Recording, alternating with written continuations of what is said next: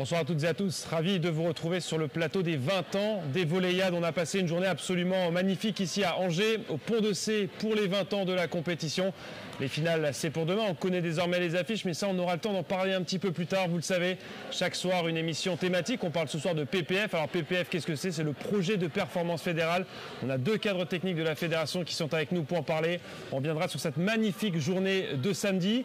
On aura le fameux petit quiz et puis on reviendra aussi sur la rétrospective des générations 2017 à 2024, ceux qui ont fait les Volleyades il n'y a pas longtemps et qui étaient en Argentine l'été dernier. Les forces en présence, Philippe Delaune, vous êtes le cadre technique en charge du pôle espoir de Sablé-sur-Sarthe. Et vous, Slimane Belmadi, vous êtes chez les garçons. Philippe, vous êtes chez les filles, du côté de Strasbourg. Messieurs, on parle du PPF, le projet de performance fédérale. C'est un bien grand mot. Ça vient des grandes sphères de la fédération, du ministère. Si en quelques mots, on peut simplifier ce qu'est le projet de performance fédérale. Alors le PPF, il s'agit tout simplement de la structure ou de système qu'a mis en place la fédération, surtout via la direction technique nationale, pour la formation des joueurs. Voilà, tout simplement. Donc c'est la structuration, centre la mise en place justement des Volleyades, des centres régionaux, des pôles espoirs, du pôle France. Voilà, c'est tout le système qui va faire qu'on va accompagner les jeunes dans la formation pour aller vers les équipes de France seniors. On a parlé hier soir de la détection qui est un point clé, un point névralgique, et les Volleyades en sont un exemple assez frappant puisqu'on cherche à faire une revue d'effectifs d'une génération. En fait, le PPF, ça se positionne après tout ça. Une fois qu'on a détecté, il faut former pour aller vers le haut niveau. Alors la détection fait partie du PPF. Donc effectivement le PPF ne commence pas après la détection mais commence même avant la détection et la mise en place de ce qu'on appelle un réseau de détection. Voilà, donc ça fait vraiment partie du PPF aussi.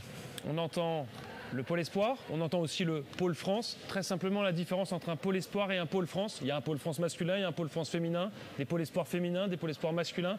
La différence très simplement, Slimane. Tout simplement, il s'agit de l'âge. C'est le plus simple critère qu'on peut prendre. Sur les pôles espoirs, en garçon, on est plutôt sur de troisième, à partir de la troisième en général jusqu'à la terminale. Et au pôle France, on est plutôt de la première ou terminale jusqu'aux études universitaires. 22, 23 ans maximum. En général, ils partent dans les clubs pro un petit peu avant. Voilà. Alors Philippe, on a des jeunes sur ces Volleyades qui sont d'ores et déjà en structure, notamment les deuxièmes années chez les garçons qui sont M15. On en voit pas mal qui sont en structure. Quand certains hésitent actuellement à candidater à rentrer dans un pôle espoir, les parents peuvent se dire mais attendez, quelle est la finalité si mon enfant rentre en pôle espoir? Qu'est-ce que vous diriez à ces parents-là? Oui, le pôle espoir en fait est une étape. On cherche un petit peu on va rentrer des jeunes filles à profil physique, technique, des gabarits. Et nous, on va essayer d'aller chercher leur meilleur pour les emmener après vers le pôle France. Que ce soit des grandes débutantes. On peut avoir des grandes débutantes qui rentrent au pôle et des petites techniques. Voilà, et notre terrain de jeu, il est effectivement Volleyade. Alors, combien est-ce qu'on retrouve de pôle espoir en France? Est-ce qu'il y en a un petit peu partout ou est-ce qu'il faut faire de nombreux kilomètres parfois pour en trouver un? Un peu des deux, on va dire. Ça dépend des régions. En filles, nous, on est à 9 pôles à peu près, répartis géographiquement. Mais à chaque fois on a un pôle pour 4 régions maximum et le pôle est aussi situé au milieu, donc 2 heures, 2 heures et demie maximum, une jeune fille peut rentrer en pôle. On est actuellement dans la période des candidatures, des tests. Un jeune qui se demanderait comment est-ce que je fais pour rentrer en pôle, qu'est-ce que vous lui répondriez? D'un pôle à l'autre, ça peut un petit peu changer. Nous, sur Sablé, par exemple, il y a candidature spontanée. On a une journée de sélection qui était le 29 mars où qui veut vient tenter l'aventure. Et après, donc, on passe par le réseau de la détection, par les Volleyades, effectivement, où on rencontre les parents, les jeunes filles. Et nous, on va aussi chercher de plein gré les jeunes filles qui nous intéressent. Alors, pour faire cette démarche quand on est jeune et puis quand on est parent de jeunes volleyeurs, on a aussi un peu cette question, à quoi va ressembler ma journée, ma semaine au pôle espoir? Parce qu'on n'est pas dans une scolarité totalement classique puisque le sport occupe une place importante. Là aussi, est-ce que vous pouvez donner quelques éclairages sur l'emploi du temps, une journée type, une semaine type? Comment est-ce que ça se passe? Une journée type, donc c'est il y a un petit peu aussi deux profils. Il y a des crêpes, il y a des crêpes qui accueillent des pôles qui sont dans des lycées, mais en général c'est cours le matin et puis entraînement l'après-midi, soit tout l'après-midi, soit en fin d'après-midi, tous les jours. Et les jeunes filles rentrent par contre le week-end chez elles pour jouer dans leur club. Ça c'est important de garder un lien familial, un lien amical avec leurs amis. C'est des jeunes filles. Et un lien avec le club d'origine. Ah oui. Elles ne perdent pas toutes leurs racines. Non. Elle reste si possible dans les clubs d'origine. Des fois, elle change un petit peu par rapport au projet que nous, on essaie de construire avec elle et avec les clubs. Alors je vais vous poser la question à tous les deux, puisque vous, Philippe, vous êtes chez les filles, Slimane chez les garçons. Il y a aussi l'aspect psychologique et émotionnel. Est-ce que l'éloignement potentiel avec la famille peut aussi jouer un rôle ou poser certaines difficultés avec certains profils? Oui, bien sûr. Oui, bien sûr. On a, alors chez les filles, nous on rentre un petit peu plus tôt que chez les garçons. On rentre à partir de la 4e, 3e et 2e. Et nous, le pôle France accueille à partir de la 1re. Slimane en parlait tout à l'heure par rapport aux années d'âge. Mais effectivement, nous on recrute en fait des filles en 5e pour qu'il y ait une rentrée en pôle en 4e, ce qui est très tôt. Donc il faut que ce soit un projet de famille. Aujourd'hui, il faut que la jeune fille veuille et que les parents et souvent les mamans soient prêtes à lâcher leurs enfants à un moment où ils ne sont pas prêts. Slimane, est-ce que vous pensez que c'est plus simple de lâcher une jeune fille, un jeune garçon? Est-ce que vous rencontrez les mêmes problématiques sur le pôle espoir masculin? Alors la première chose, je pense qu'une maman reste une maman, qu'on ait une fille ou un garçon. C'est vrai. Donc la problématique reste exactement la même. Et après, je pense qu'effectivement, le projet familial, c'est vraiment quelque chose qui doit primer là-dessus. Et on se retrouve quand même avec une population qui est complètement différente d'un établissement scolaire. C'est-à-dire que c'est une population qui est volontaire. Eux, ils veulent venir. Donc l'éloignement familial est des fois un peu plus dur pour les parents que pour les jeunes. Des années après, tous les anciens joueurs que j'ai eus, des années après, ils disent que leur meilleur souvenir, c'est les années de pôle. Ils sont en internat, entre copains, à faire leur passion, et on les met dans des bonnes conditions pour une réussite scolaire. Donc forcément, c'est génial pour eux. Je rebondis sur une des questions qu'on a évoquées précédemment. En pôle espoir, on a dit que les jeunes retournaient en club. C'est peut-être aussi une grande différence avec les pôles France, où pour le coup, ils jouent avec le pôle France, alors que la seule compétition en pôle espoir, c'est les interpôles. Alors pas tout à fait, il y a des pôles qui sont dans des championnats, mais le principe, vous avez tout à fait raison, c'est ça en fait, c'est que le vendredi, l'entraînement en club est obligatoire. Nous on le rend dans nos différents règlements internes, on le rend obligatoire en club. Donc le vendredi après-midi, ils rentrent, moi-même dans mon pôle, les lycéens sont lâchés même en début d'après-midi, donc ça veut dire ceux qui habitent loin, il n'y a aucun problème pour être ou à 18h ou à 20h dans le club et s'entraîner. Et ils sont complètement mis à disposition. Pour autant, il y a quand même des pôles espoirs qui sont dans des championnats régionaux, donc à accession nationale 3, et ils participent à un championnat, mais ils jouent en semaine. Ils jouent entre le lundi et le jeudi. Voilà. Ils sont considérés comme un club dans le championnat, donc ils font des matchs aller-retour avec des déplacements, mais ils jouent en semaine pour ne pas pénaliser le club, puisque effectivement le premier objectif, évidemment, c'est de former les joueurs aussi pour les clubs. Ce qui au final fait une mise en situation de compétition supplémentaire en milieu de semaine. Exactement. Et après, par contre, le pôle France, eux, ils restent dans le pôle France parce que tout simplement, ils ont besoin d'un niveau de formation. Donc c'est l'équipe au CNVB à Montpellier de Ligue B et d'Elite CFC. Qui est bien supérieur. Et on sait que c'est quand même difficile pour les clubs des fois de donner beaucoup de temps de jeu à des jeunes, surtout en ligue professionnelle. Oui, et puis le penchant du CNVB, l'IFVB chez les filles qui jouent en Liga féminine. Exactement. Et en élite féminine. Exactement, c'est le même problème. Exactement, oui. Question coût aussi, parce que les parents se demandent combien va me coûter une année en pôle. Alors il y a peut-être aussi des disparités en fonction des territoires. Oui. Mais peut-être qu'on peut donner une fourchette globalement pour que les parents puissent imaginer. Alors en gros, Philippe a déjà commencé à en parler tout à l'heure, il y a vraiment deux situations pour les pôles espoirs. C'est ceux qui sont en lycée et en internat. En général, ceux-là sont beaucoup moins chers. Et en gros, on va dire entre 2000 et 3500 € à peu près. La saison L'année. Et il y a ceux qui sont en CREPS. Alors ceux qui sont en CREPS sont plus chers, mais ils ont aussi beaucoup plus de services. Ils ont accès à un service médical, ils ont accès à vraiment beaucoup plus de choses que dans un lycée, mais ils sont plus chers. Donc là, on est plus autour de 4008 à, dans la région parisienne, qui est sûrement le plus cher, presque 6000 €. On parle toujours peut-être même plus que 6000 €. Ouais. Pour une année, oui. Pour une année complète, ouais. Tout compris. On va vous libérer, Philippe Delaune, dans un instant, mais je vais quand même vous poser une dernière question. Vous êtes sur le banc de ces Volleyades. Comment se passe cette édition 2024 pour vous là? Non pas la 20e, puisqu'il y a eu le Covid qui est passé par là, on en parlera un petit peu plus tard, mais celle des 20 ans, puisque les premières Volleyades ont eu lieu en tant que telles en 2004. Comment se passe votre édition 2024? Moi j'ai eu la chance de faire les 20, voire même encore avant le NAD, donc ça fait 22 ans. Celle-ci se passe très bien, l'organisation est super, on mange bien, les enfants semblent heureux et puis le niveau est sympa, donc c'est toujours une fête de vivre ces Volleyades et surtout de faire vivre ça aux gamins et toutes les émotions qu'on vit avec eux, Slimane en parlait par rapport au pôle. On peut revoir des jeunes filles 15 ans après, elles nous reparlent encore des volleyades. Donc faut que ça reste en fait la fête du volley des jeunes. Vous m'avez tendu la perche, forcément je la saisis. Vous avez vu beaucoup d'éditions des volleyades. Est-ce que vous avez un souvenir, une image en particulier que vous gardez de toutes ces éditions? Un souvenir qui vous a marqué, un joueur, une joueuse que vous avez croisé à une occasion particulière? Oui, je vais dire Poitiers, quand il y avait une Gapette qui jouait. 2006 Ouais, 2006.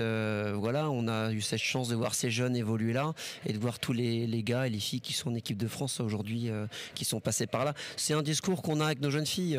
Quand ils étaient au CRE avec nous, ils ne savaient pas qu'ils seraient pros. Hein, d'accord. C'est le projet qui s'est construit, c'est les opportunités et voilà, c'est génial. Enfin, moi j'adore ce métier-là pour faire vivre ça à nos gamins. Ouais, vous avez parlé de 2006, l'année où Erwin Ngapet arrive en finale, battu par la Côte d'Azur d'Olivier Ragondé, de Michaela Cambrai. Il y a aussi cette anecdote qu'on a eue hier de Jean-Patrick qui jouait contre Stéphane Boyer. C'est l'édition 2011 ou 2012 si je ne dis pas de bêtises. Et il déclarait c'est marrant de se retrouver ensuite à jouer ensemble en équipe de France pour chercher un titre olympique. Au moment où on dispute ces volleyades, on n'est absolument pas conscient que ça va se poursuivre comme ça. C'est aussi ça la magie des volleyades. Ouais, moi je me rappelle d'une finale. Alors moi je suis plutôt entraîneur de filles. Lucie Giquel, le Cazotte à Saint-Brieuc sur un gymnase plein où voilà, c'était la guerre. Enfin, c'était vraiment les deux qui étaient. Bon, il y avait des belles équipes autour, mais ça reste un souvenir inoubliable. Bon, merci en tout cas pour ce témoignage et merci de nous avoir un peu éclairé sur les pôles espoirs et sur ce PPF. Un grand merci. Un petit détour par les partenaires de ces volleyades et nous on se retrouve dans quelques instants pour la rétrospective 2017-2024 et puis évidemment le quiz, vous le connaissez, avec les témoignages de nos jeunes joueurs qui ont participé aux volleyades sur cette période. A tout de suite.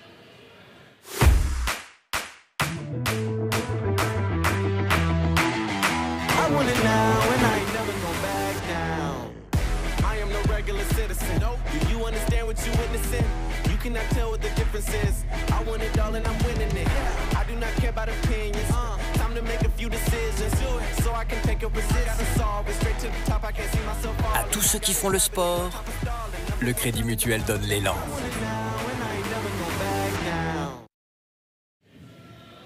On se retrouve sur le plateau des 20 ans des volleyades. L'avant-dernier soir pour nous, mais évidemment les rendez-vous sont donnés. Demain matin à partir de 9h30, les matchs de classement ici dans le gymnase Athlétis. Le terrain principal est juste derrière nous. Et on va forcément vibrer à partir de 13h30 pour la finale filles, la finale M14F et à partir de 15h30 pour la finale garçon. On a vu du très haut niveau aujourd'hui en demi-finale. Pascal Bonhomme, vous avez pris la place de Philippe Delaune. Vous avez été une consultante brillante tout au long de la journée. On a vécu déjà de très belles émotions pour cette journée de samedi.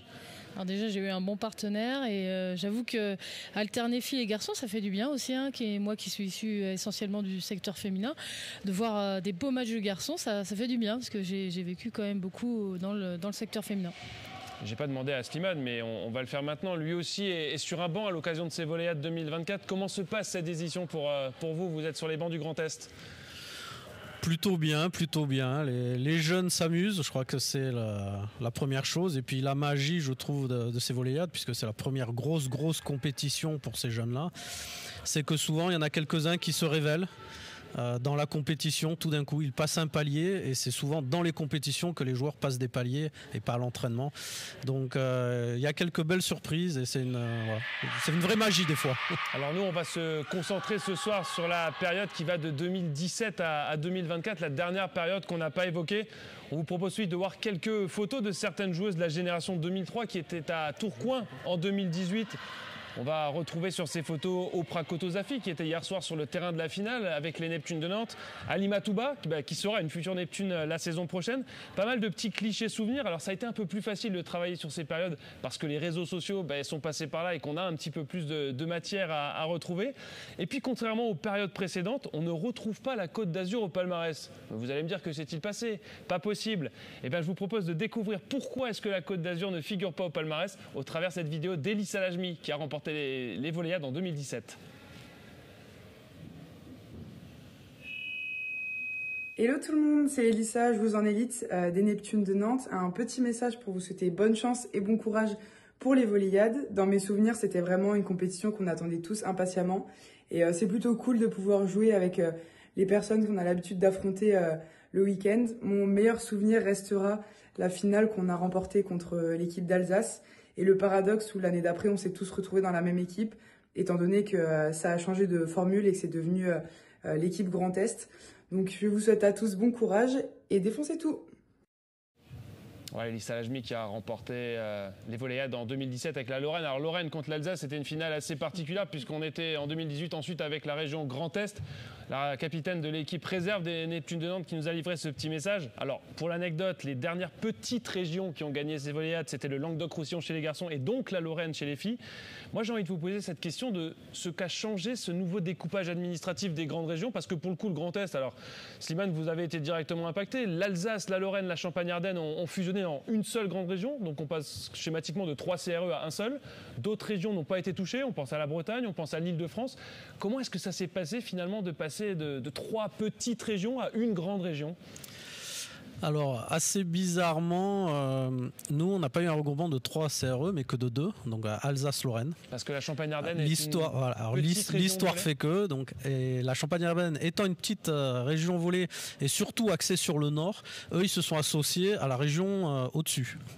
Parce qu'en termes de distance, c'est beaucoup plus proche, tout simplement. On va dire, on est plus écolo.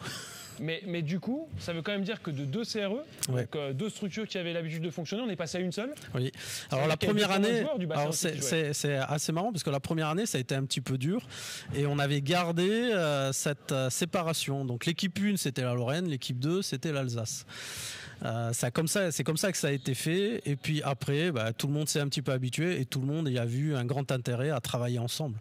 Après, je pense que tous les changements provoquent des petites résistances ou un peu de temps d'adaptation, et maintenant c'est vrai qu'on travaille sur des flux de joueurs beaucoup plus nombreux, des manières de travailler complètement différentes, puisque là l'Alsace, qui est toujours particulière dans bien des domaines, on était particulier sur les stages creux, puisque nous on faisait des stages creux tous les mois, c'est-à-dire période scolaire et période vacances, avec des conventions avec les établissements scolaires, alors que la Lorraine avait un fonctionnement qui correspond à toutes les ligues au niveau national, c'est-à-dire de fonctionner que sur les vacances scolaires. Donc déjà, il a fallu déjà se mettre d'accord sur quel fonctionnement on allait choisir. Et effectivement, on travaille sur des volumes qui sont beaucoup plus grands parce que le nombre de potentiels reste toujours important à travailler. Et puisqu'on a été dans des évolutions récentes, le but étant toujours de faire progresser le système de formation, de trouver le format le plus adapté, on a fait un deuxième changement l'année d'après. Alors ça concerne uniquement le secteur féminin. On est passé de la catégorie M15 filles à M14 filles. Alors pourquoi ? Pascal, est-ce qu'on a décidé de rajeunir chez les filles et pas chez les garçons ? Et est-ce qu'après quelques années d'expérience, c'est une bonne idée d'avoir fait ça ? Alors c'est arrivé quand même à la période où moi je suis partie de la fédération, mais pour moi c'est pour essayer de rattraper le niveau international, parce qu'on se retrouvait avec des filles qui vivaient les Voléiades et qui se retrouvaient 2 mois voire 3 mois après sur des compétitions internationales où on n'avait absolument pas le niveau. Ça correspond au moment où l'équipe de France U16 a commencé à exister chez les filles ? Oui, je pense que c'est en 2016-2017, voilà, quand on a commencé à créer cette équipe de France, même si elle existait avant, parce qu'on l'avait créé, l'équipe de France minime, on avait fait pour essayer justement de combler ce retard qu'on avait par rapport au niveau international. Et puis on imagine aussi qu'on prenait en compte le fait que peut-être dans le secteur féminin, on a une maturité qui est un petit peu plus précoce, une croissance qui se finit un peu plus tôt. C'est peut-être aussi un paramètre qui a fait que ce changement est arrivé ? Voilà, c'était un moyen aussi de faire entrer les joueuses un peu plus tôt en pôle, parce que c'était une période où il faut travailler physiquement avec les joueuses, alors que chez les garçons on peut fonctionner un tout petit peu plus tard, même si peut-être que Slimane dira l'inverse. Mais c'est vrai que le pic de croissance est beaucoup plus tôt chez les filles, 1 an voire 2 ans avant les garçons. Alors je vais vous poser la question, Slimane, vous avez suivi de loin peut-être ce changement. La question va peut-être un petit peu plus loin. Est-ce que ce qui s'est passé chez les filles il y a quelques années est quelque chose qui pourrait arriver chez les garçons prochainement ou pas, puisqu'on vous le rappelle, les finales qui auront lieu demain, c'est bien une finale M14F chez les filles et M14 garçons chez les masculins. C'est bien ça qu'on aura demain ici en finale. Alors, est-ce que ça pourrait arriver ? Oui, ça pourrait arriver. Alors, est-ce que ce serait une bonne chose que ça arrive selon vous, votre œil de technicien ? C'est difficile à dire. Tant qu'on n'a pas vraiment le recul, c'est quand même assez difficile à dire. Aujourd'hui, quand même, il y a une première adaptation qui a été faite dans le secteur féminin qui, pour moi, est vraiment liée à la raison sur les changements de catégorie d'âge pour s'ajuster aux catégories d'âge au niveau international. Donc, aujourd'hui, nous, on n'a pas forcément cette nécessité-là. Mais par contre, actuellement, l'AFI est en train de transformer les règles. L'AFI, la Fédération internationale, pardon. Pour les gens qui sont tout à fait. non initiés. Est en train de changer les règles au niveau international. Et nous aussi, on est en train de devoir peut-être réfléchir à commencer à changer et à faire travailler plus tôt. Donc là, par exemple, on va avoir un regroupement en mai de U16 et donc on va retrouver un grand nombre de joueurs qui sont aujourd'hui sur le plateau que vous avez vu jouer aujourd'hui sur votre plateau. Ouais, c'est vrai que la sélection Occitanie sera bien représentée. Voilà, et avant, on commençait peut-être un an plus tard. Donc effectivement, on risque d'y avoir à long terme des changements dans ce sens-là. Ouais. Et puis une fois qu'on avait fait ces deux adaptations, les grandes régions qui ont un petit peu bouleversé la vie des CRE et qu'on a fait cette réforme chez les filles, on a commencé plus tôt. Le Covid est arrivé. 2 ans d'arrêt, alors c'est une période dont on se souvient tous, on l'a tous vécu d'une manière un petit peu différente. J'aimerais savoir comment vous, techniciens, vous l'avez vécu et surtout comment vous l'avez géré avec ces jeunes-là. Certains ont été privés de volleyade et certains ont ensuite découvert les volleyades mais sans être passés par la case mini-volleyade. Ça a dû être une période assez particulière aussi. Et certains ont été privés de club et d'entraînement tout court pendant une grande période. Alors tous les joueurs qui étaient en structure, nous dans les pôles espoirs, on a eu la chance et qu'on a pu continuer à s'entraîner. Alors il fallait respecter la notion de bulle sanitaire, donc il n'y avait pas de match, mais il y avait des entraînements. Donc les nôtres, ils ont continué à avancer. Mais le constat est qu'après Covid, de tous les joueurs qui se présentent maintenant pour entrer, soit pour postuler sur une place en CRE, en centre régional, ou pour entrer dans les pôles espoirs, il y en a beaucoup qui ont très peu de volets. Très peu de volets, que ce soit à cause du titre olympique, à cause de IQ, le dessin animé, mais aussi, on en a parlé. Voilà, mais aussi à cause du Covid, où il y a eu ce temps d'arrêt et cette reprise qui fait qu'on a des joueurs qui ont moins de volets derrière eux. Le palmarès, on y jette un œil quand même pour cette période qui va de 2017 à 2023, puisque le palmarès 2024, on le connaîtra demain, aux alentours de 17h, on pourra le graver dans le marbre. J'ai dit que la Côte d'Azur n'était pas présente, mais la région PACA, alors on a appris aujourd'hui que région PACA, région Provence-Alpes-Côte d'Azur, c'est presque l'ancien nom, il faut parler désormais de la région Sud et on le voit sur les survêtements des joueurs et du staff. La région PACA a quand même raflé beaucoup de choses. Au final, quand on regarde le bilan avant cette édition 2024, 11 victoires sur les 18 volleyades disputées pour le secteur masculin est revenu à la région PACA au sens large. PACA, Côte d'Azur, Provence. Le Var n'a pas gagné, je crois, mais à l'époque, on avait ces 3 secteurs-là. Et 8 sur 18 pour les filles. J'ai envie de vous demander, Pascal, comment ça se fait que dans le Sud-Est, ça marche si bien ? On peut l'expliquer aussi parce que les anciens internationaux ont fait des enfants et se sont installés aussi dans cette région. Je pense aussi qu'il y a eu un gros investissement de la part de cette zone géographique sur l'encadrement technique avec des salaires et des qualités de vie aussi correctes. Je pense que c'est culturel, c'est lié aussi aux gros clubs pro qui permettent aussi de développer cette région. Je pense qu'il y a aussi d'autres régions qui travaillent très bien, mais il y a beaucoup de Parisiens, de Franciliens par exemple, qui voulaient s'installer au soleil et qui sont descendus avec des meilleures qualités de travail peut-être. C'est un peu difficile à affirmer, c'est juste mon avis, mon ressenti là. 8 sur 18 chez les filles, 11 sur 18 chez les masculins, Slimane, et je vous rappelle que dans chacune des catégories, on aura une équipe PACA demain, donc c'est que l'histoire se poursuit. Vous avez peut-être une vision un peu différente parce que chez les garçons, cette domination est encore plus forte quand on regarde l'aspect statistique palmarès.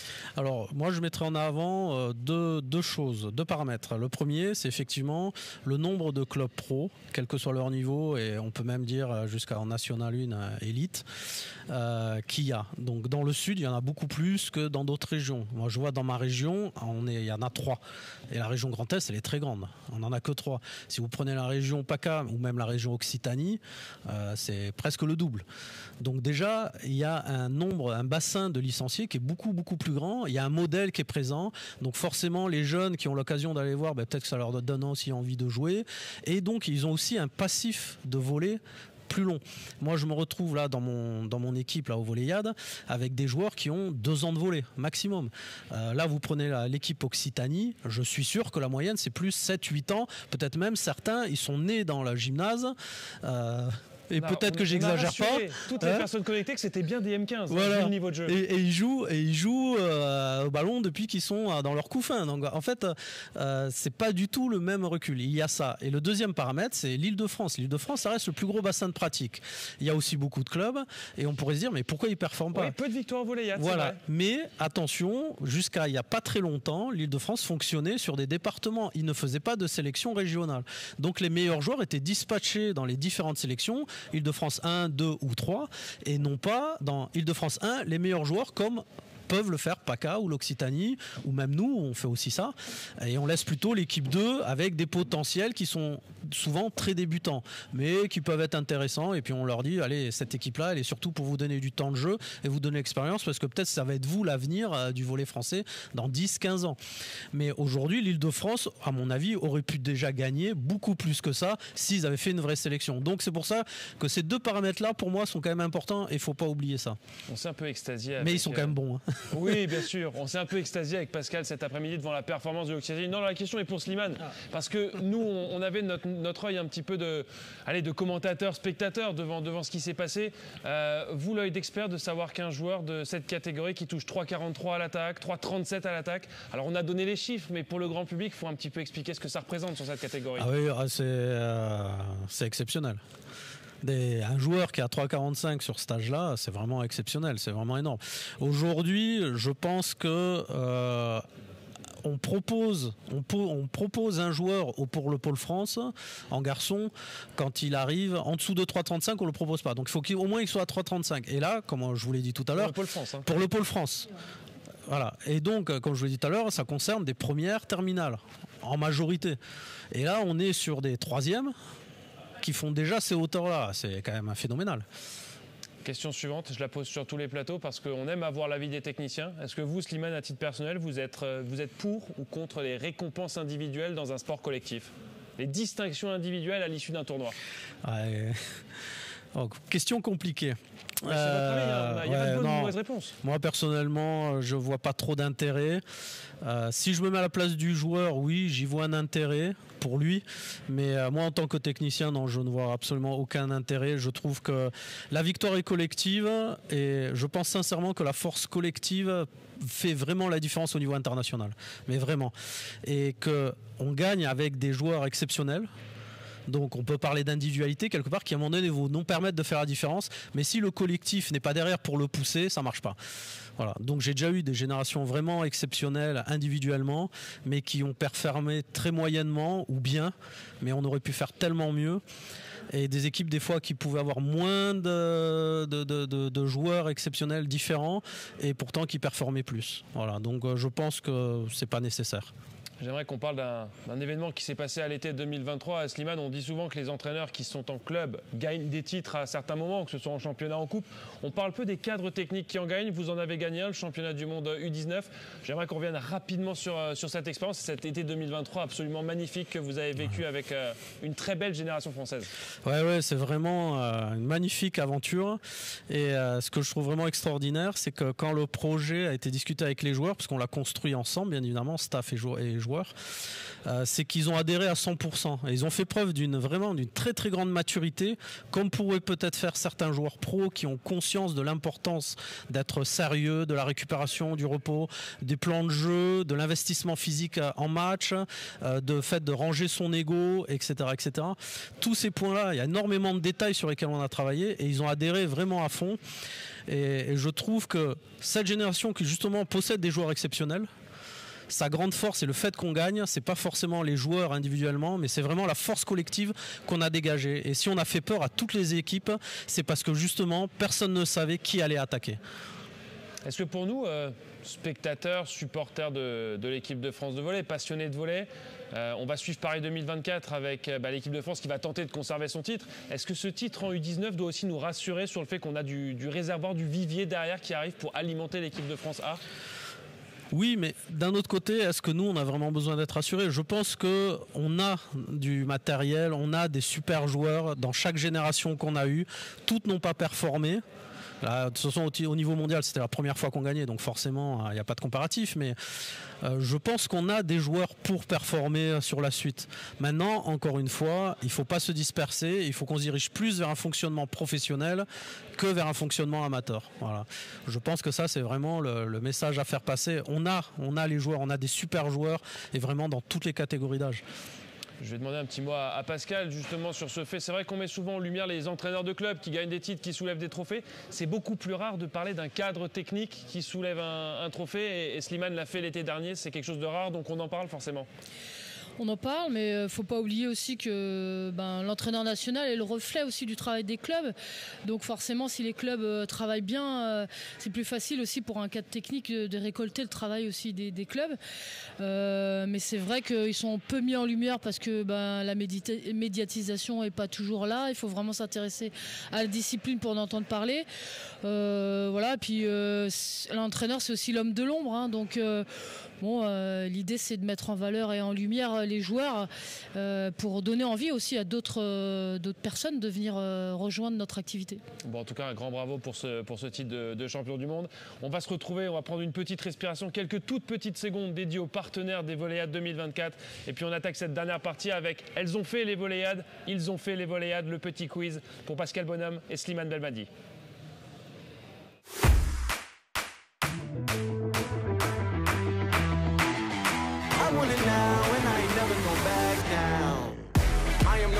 Citizen. Do you understand what you're witnessing? You cannot tell what the difference is. I want it all and I'm winning it. I do not care about opinions. Time to make a few decisions. So I can take a resistance. Always straight to the top. I can't see myself falling. À tous ceux qui font le sport, le Crédit Mutuel donne l'élan.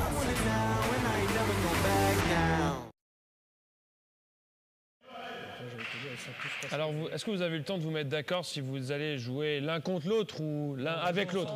Vous allez jouer ensemble? On va jouer ensemble. Le même canapé. Et on a dit sport collectif. Hein. Allez, je vous propose de commencer par Elles ont fait. Tiens, on va commencer ce petit quiz par une photo. Alors, c'est pas la photo que vous voyez apparaître à l'écran, même si celle-ci, on peut la commenter. C'est une photo d'archives de la section Alpes-Maritimes où l'on voit le président de la Fédération française de volley, Éric Tanguy, qui était à cette époque-là président du comité départemental du 06 et qui entraînait aux Voléiades. Alors, c'est pas lui qu'on va chercher, vous l'avez évidemment reconnu. La première photo, c'est une joueuse lorsqu'elle a fait les Voléiades. Alors, vous allez voir, c'est une photo où on la voit pas très bien. Elle va apparaître d'ici quelques toutes petites secondes. C'est une joueuse qui a fêté ses 21 ans avant-hier. Voilà, c'est la joueuse qui est au filet, à la passe avec le numéro 9. Alors, une fois qu'on a dit ça, il n'y a pas beaucoup d'indices. Est-ce que Pascal, vous l'avez déjà? Émilie Respo. La génération 2003 qui remporte les Voléiades avec la Côte d'Azur en 2016 et avec la région PACA en 2018. C'est Émilie Respo qui était sur le terrain de la finale de LAF hier soir. Coucou tout le monde, je m'appelle Émilie Respo, j'ai 20 ans. Et je suis volleyeuse professionnelle maintenant depuis 2 ans. Et je suis aussi passée par les Voléiades il y a quelques années. J'étais dans l'équipe de PACA puisque je viens de Saint-Raphaël. Et j'ai participé à 3 Voléiades et j'en ai gagné 2. Un en 2016 à Mougins et un en 2018 à Tourcoing. Les Voléiades ont vraiment été l'une de mes meilleures compétitions jeunes. C'était vraiment incroyable. Je me rappelle comme si c'était hier. L'ambiance était folle. Je me rappelle en plus en 2018, on avait fait le doublé avec l'équipe masculine. Moi, je n'oublierai jamais ces années-là. Et vous, je vous demande juste de profiter parce que les Voléiades s'arrêteront un jour pour vous aussi, malheureusement. Je vous souhaite bonne chance à tous. Défoncez-vous sur les terrains et que la meilleure équipe gagne. Pascal, vous nous avez habitués à la petite anecdote hier après chaque vidéo. Alors c'était sur le secteur féminin, c'est pour ça que vous avez trouvé un peu plus rapidement. Anecdote ou pas anecdote sur Émilie Respo? Émilie, comme beaucoup de joueuses, hein, c'était aussi une très très très bonne attaquante, une gauchère formidable à l'attaque qui a fait les beaux jours de sa sélection à l'attaque.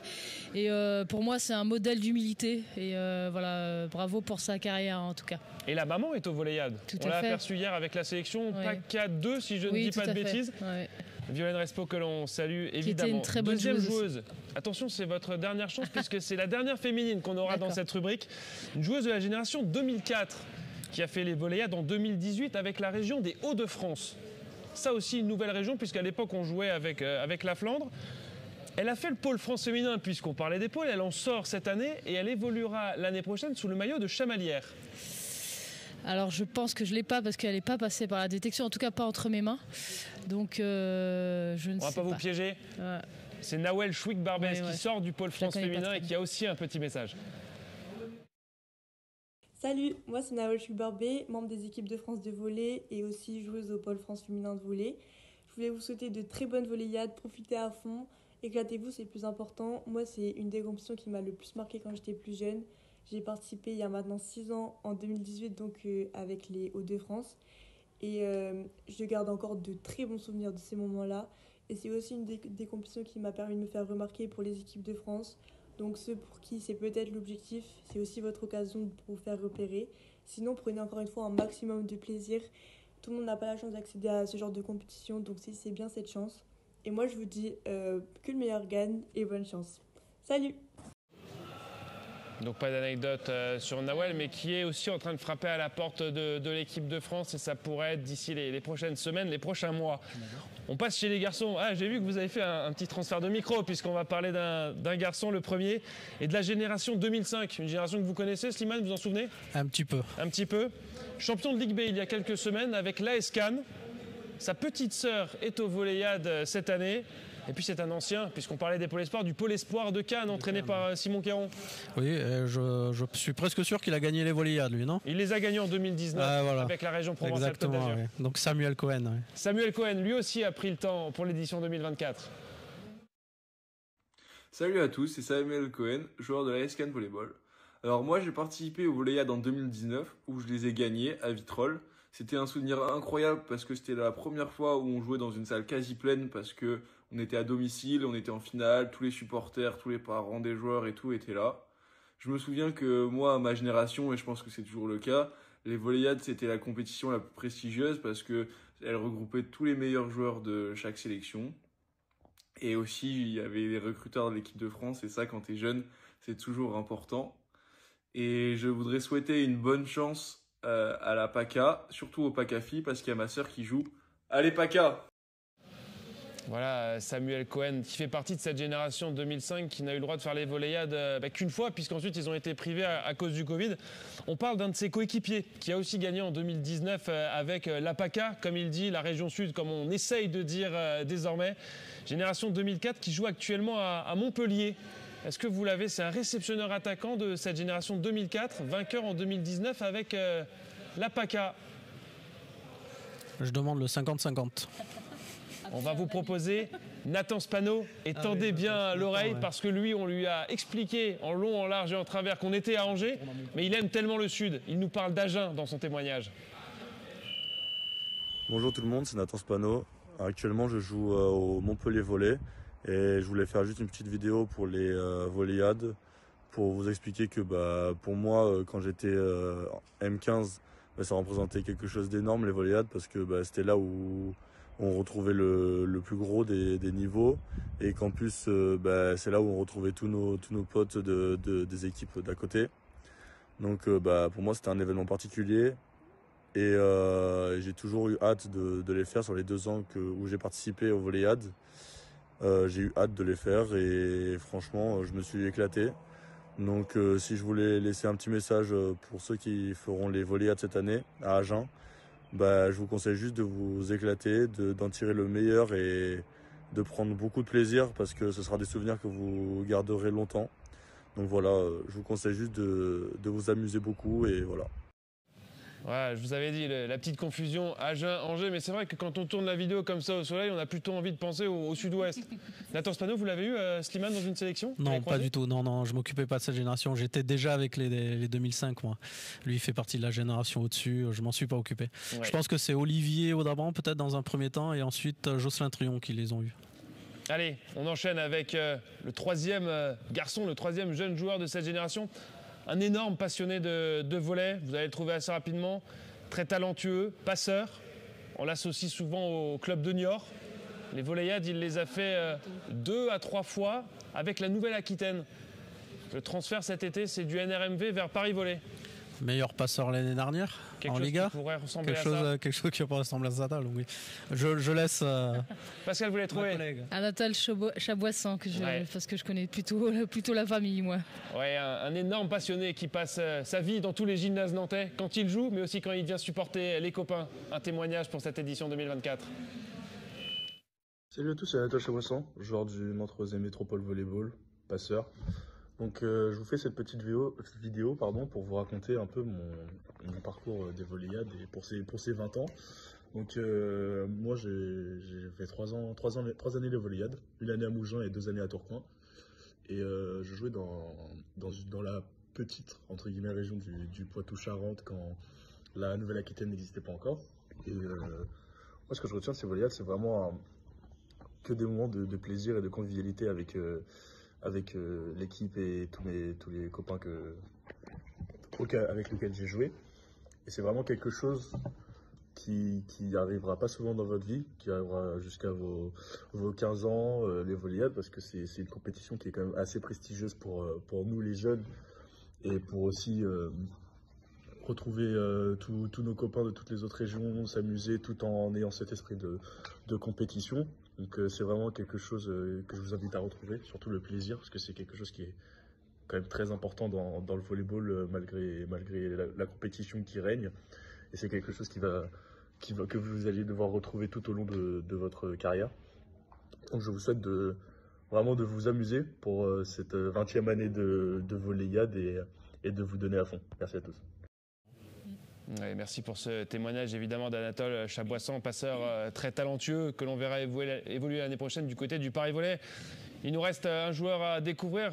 Ai-je vraiment besoin de vous donner beaucoup d'indices sur un joueur de la génération 2005 que vous connaissez aussi un petit peu, Slimane? Alors vous êtes strictement contre les récompenses individuelles, on l'a entendu.